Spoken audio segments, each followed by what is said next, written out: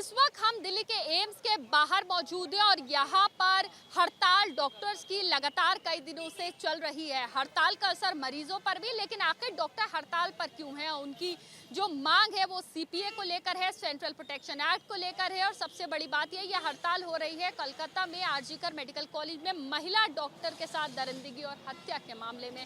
इसको लेकर सभी रेसिडेंट डॉक्टर्स हड़ताल पर है और इस वक्त कुछ रेसिडेंट डॉक्टर्स एम्स के मेरे साथ हैं। मुझे ये बताइए, हड़ताल लगातार जारी है, क्या मुख्य मांगे आप? देखिए, हमारी मांगे तो हम 5 दिन से सरकार को बता चुके हैं। अब तक तो उन तक पहुंच गई होगी और होपफुली पब्लिक तक भी पहुंच गई होगी। इतना भयानक जो हादसा हुआ है उसके लिए हम एक जस्टिस मांग रहे हैं।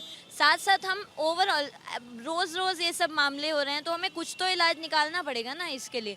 तो उसी के लिए हम एक सेंट्रल प्रोटेक्शन एक्ट मांग रहे हैं। तो ये सब मांगे हैं हमारी और हम इतने दिन हो गए, हम भी काम पर जाना चाहते हैं, हम भी हमारे पेशेंट को सुविधा देना चाहते हैं। जिस दिन सरकार हमारी बात सुन लेगी हम अपने काम पर वापस चल जाएंगे। क्या चैलेंजेस होते हैं महिला डॉक्टर्स के साथ जब वो ड्यूटी करते हैं? बहुत सारे चैलेंजेस होते हैं। एक बेसिक ह्यूमन जो हर किसी को एक सेफ्टी चाहिए वर्क एटमॉस्फेयर पे, अपना बेसिक टाइम चाहिए लेजर का। अगर बहुत लॉन्ग वर्किंग आवर्स हैं, रेस्ट करने के लिए एटलीस्ट 10-15 मिनट्स के लिए एक रेस्ट रूम चाहिए। बहुत सारे चैलेंजेस हैं, सेफ्टी चैलेंजेस हैं और ये सिर्फ फीमेल डॉक्टर्स नहीं, इस पूरे देश की सब महिलाएं रिलेट करेंगी कि सेफ्टी एक बहुत बड़ा इशू है और उसको सरकार को एक प्रॉपर वे में एड्रेस किया जाना चाहिए। अभी करंटली हमारी मांग है सेंट्रल प्रोटेक्शन एक्ट के लिए, जिसके लिए सरकार को हमें कुछ तो एश्योरेंस देना है, अदरवाइज़ ये स्ट्राइक इंडेफिनेटली कंटिन्यू होगी। हम भी दुखद स्थिति में है कि पेशेंट्स को इतना सफ़र करना पड़ रहा है, बट हमारी इमरजेंसी टीम पूरे ज़ोर शोर से जितना पेशेंट कैपेसिटी आ रहा है सबको केटर कर रहे हैं हम।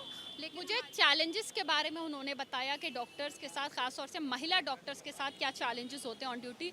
मुझे ये बताइए, जो हॉस्पिटल की सिक्योरिटी होती है क्या वो सफिशिएंट नहीं होती है डॉक्टर्स की सेफ्टी के लिए?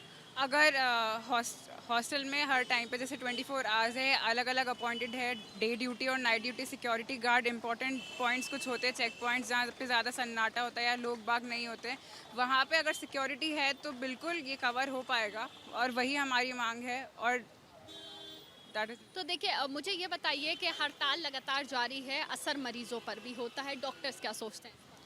डॉक्टर इसके लिए बहुत दुखद है कि उन्हें ये करना पड़ रहा है, लेकिन सबसे पहले हमारी सेफ्टी की ज़रूरी है। जब तक हमारी सेफ्टी होगी तभी हम मरीजों का ध्यान रख पाएंगे, उनकी अच्छी तरह केयर पाएंगे। तो इसीलिए हम सब यही कहना चाहते हैं कि जब तक सेंट्रल प्रोटेक्शन नहीं आता तब तक ये स्ट्राइक चलती रहेगी और जब वो आ जाएगा, जब हमें भी सेफ्टी फील होगा, तभी हम अपने मरीजों का हम एकदम अच्छे से ध्यान रख पाएंगे। अभी क्या स्टेटस है इस स्ट्राइक का, क्योंकि आज जो प्रोटेस्ट है उसके बाद आगे की क्या रणनीति?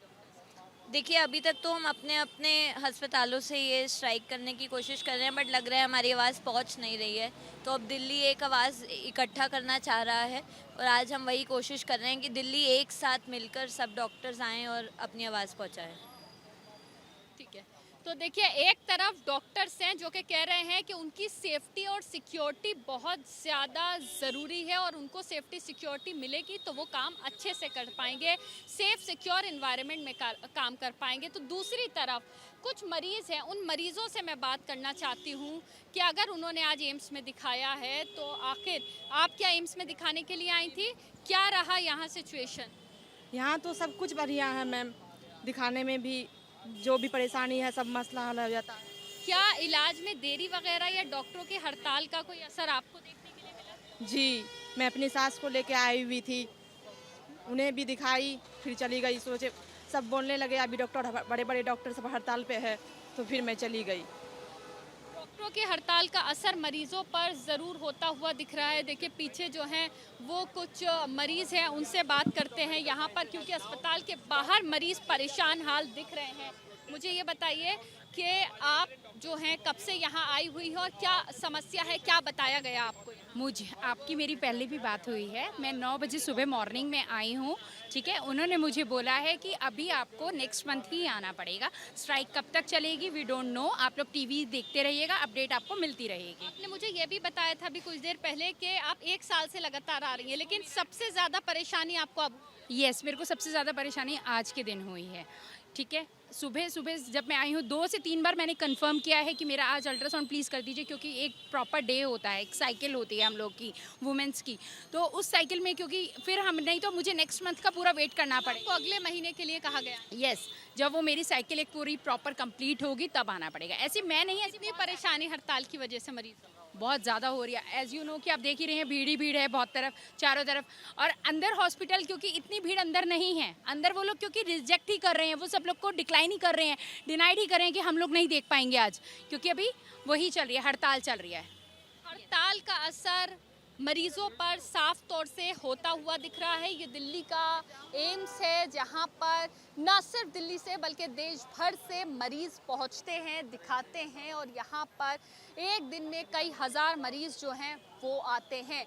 तो साफ तौर पे एक तरफ डॉक्टर्स हैं जिनकी मांग है सिक्योरिटी और सेफ्टी को लेकर सेंट्रल प्रोटेक्शन एक्ट के, जिसकी वजह से हड़ताल चल रही है, तो दूसरी तरफ मरीज हैं जिनके ऊपर हड़ताल का असर दिख रहा है। कैमरा पर्सन मेहरबान सिंह के साथ मदीहा खान, एबीपी न्यूज़, दिल्ली।